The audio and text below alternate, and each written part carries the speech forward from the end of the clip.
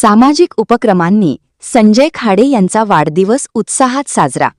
रक्तदान शिबिर, वृद्धाश्रम भेट आणि कार्यालय उद्घाटनाचे आयोजन.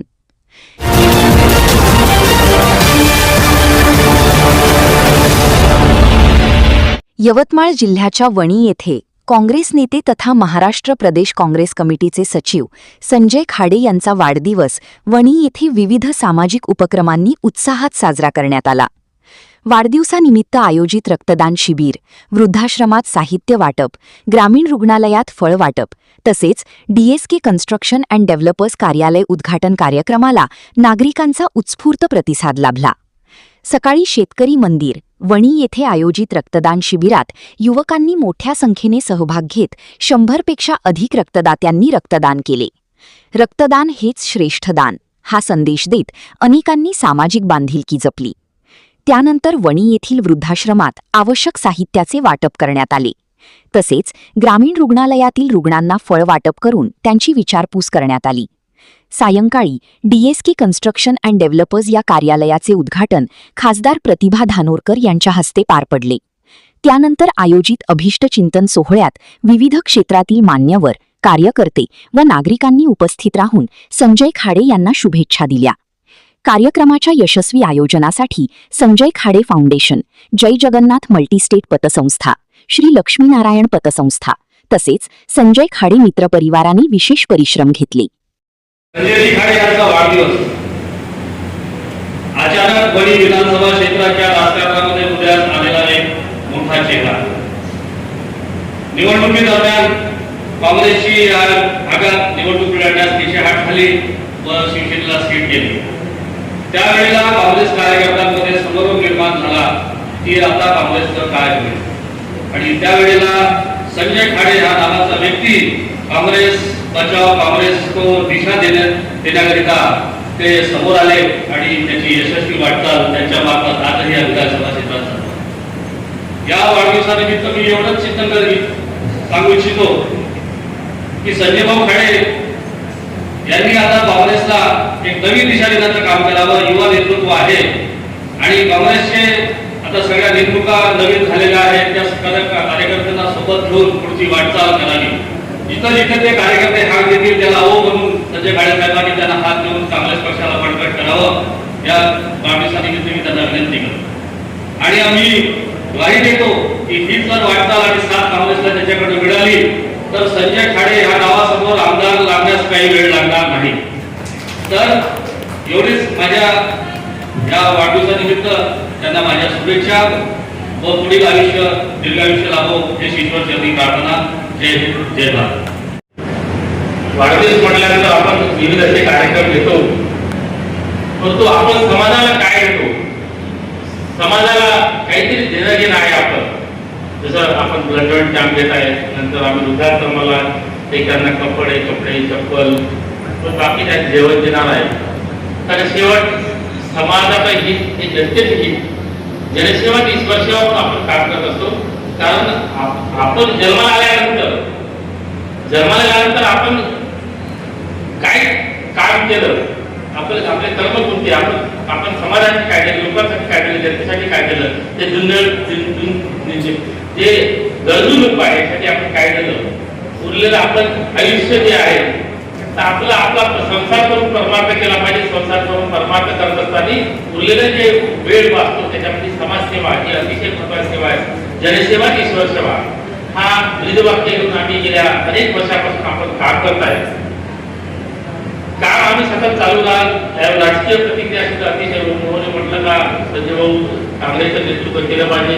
100% भाऊ आम्ही काँग्रेसचं नेतृत्व जरी नेतृत्व एकाकडे नसते, सर्व एकत्र एक टीम वर्क असते. काँग्रेस टीम वर्क घेऊन आपण काम केलं पाहिजे. कारण एक व्यक्ती काही करू शकत नाही, सर्व टीम वर्क घेऊन काम केलं तर 100% येणारा पुढचा आमदार काँग्रेसचा 100% असेल. यावेळी होऊन होता, परंतु आता काही घटना घडल्या, परंतु येणारा आमदार काँग्रेसचा असेल. आताच एकाराम म्हटलं काय आताच फार बघणं चालू आहे. आता परत चालू आहे विधान परिषदेच्या निवडणूक आहे. धन्यवाद टीकाराम भाऊ, तुम्ही याबद्दल आपली प्रतिक्रिया व्यक्त केली. परंतु शेवट काही विधानसभेची निवडणूक जी आहे हे अतिशय महत्वाचे असते.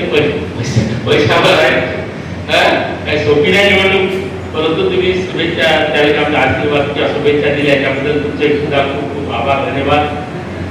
कारण राजकीय क्षेत्र हे क्रिकेट सारखा खेळ आहे. म्हणजे क्रिकेट आज अनिश्चितचा खेळ आहे. म्हणजे जसं आपण आमदार उभा राहते किंवा खासदार उभा आहे, कोण केव्हा येईल, कोण केव्हा कोण कोणाचा गेम करेल काही भरोसा नाही. परंतु जैसा नसीबाचा भाग है, भाग्य से ज्यादा और समय के पहले किसी को मिलता नहीं. आपण निरंतर आमदार बनो किंवा खासदार बनो किंवा कोणी जे नशिबात असेल ते घडते. अनेक लोक शॉर्टकटमध्ये आमदार बनले, अनेक लोक वर्षभर उभं राहिले पडले तर कोणी आमदार झाले नाही. हे योगायोग आहे. परंतु आमदार बनू नाही बनू किंवा हा विषय राजकीय विषय राजकीय भाग आहे, परंतु आपली सेवा निरंतर सुरू राहणार. आता एवढा काळ घेता येणार आहे. तुम्ही प्रचंड महागाई वाढेल, पेट्रोल वाढताय, डिझेल वाढताय, यासाठी समाजाचे काहीतरी निर्णय घेणं पण सरकारला आता विचारायला लागणार आहे. खूप मोठे आंदोलन करावं लागणार आहे. जिथं न्याय हक्कासाठी आपल्याला लढा लागणार आहे. म्हणजे राजकीय क्षेत्रात सामाजिक काम करत असताना समाजाच्या आपण लोकांच्या हक्कासाठी आपण काय देणार आहे हे अतिशय महत्वाचं आहे. हे हक्क सुद्धा आपल्याला ह्या लोकांना मिळवून देण्याचं काम हे सुद्धा जनसेवा आहे. लोकांचे जे हक्क आहे आपल्याला मिळवून द्यायचं काम सुद्धा आता विम्याचे पैसे मिळते. यवतमाळ जिल्हा विम्यामध्ये पूर्ण गायब केला. सर्वात आत्मग्रस्त जिल्हा सुद्धा विम्यामधून गायब केला. हे सुद्धा येणाऱ्या काळात आपल्याला लढायला लागणार आहे. नंतर शेतकऱ्याच्या मालाला खाऊ नाही, शेतकऱ्यांना आता खत मिळणार नाही. खता सुद्धा आम्हाला आपला आंदोलन मोठी करावं लागणार आहे. खत मिळणार नाही, 50% सुद्धा खत. खताचे जे रॉ मटेरियल आहे हे देशातून बाहेर होते ते सुद्धा मिळणार नाही. दर वाढल्यामुळे मोठ्या प्रमाणात महागाई वाढणार आहे. डिझेल मिळणार, इव्हन तुम्हाला डिझेल सुद्धा मिळणे तुला पाठवणार आहे. तर तुझ्या शेतकऱ्याला डिझेल सुद्धा मिळणार नाही, तर शेतीचा काम आहे. डिझेलसाठी सुद्धा आपल्याला आंदोलन करावं लागणार आहे. मग हे समाजसेवा आपल्याला करायला लागणार आहे. समाजसेवा ईश्वर सेवा आपण जबाबदारी आपण काम करायला लागणार आहे. सर्व आपल्या काँग्रेसची जिम्मेदारी आहे. विरोधी पक्ष नेता म्हणून काँग्रेसची जिम्मेदारी आहे. सर्वांना ज्यावेळी एखादा आंदोलन होतं त्यावेळेस सर्वांनी एकत्र आलं पाहिजे. ज्या मेसेज मिळाला एकत्र आला पाहिजे. त्या आंदोलन उभं करायची गरज आहे. आपल्या तालुक्यातली स्पीकरची पालघाटे सुद्धा याच्या जिम्मेदारी आहे. तसेच नवीन पदाधिकारी सुद्धा मोठी जिम्मेदारी आहे. भविष्यात येणाऱ्या काळात आपल्याला खूप बडे समाजसेवा ही समाजसेवाच आहे.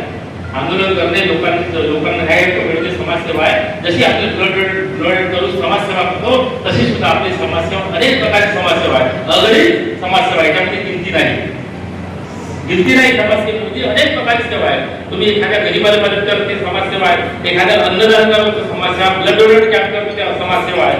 तुम्हाला एखादं आंदोलन करून लोकांना शेतकऱ्यांना न्याय हक्क मिळतो ते समाजसेवा आहे. हे सेवेला अनंत म्हणजे जमते असा अनलिमिटेड आपण समाजसेवेचं कार्यक्षेत्र आहे.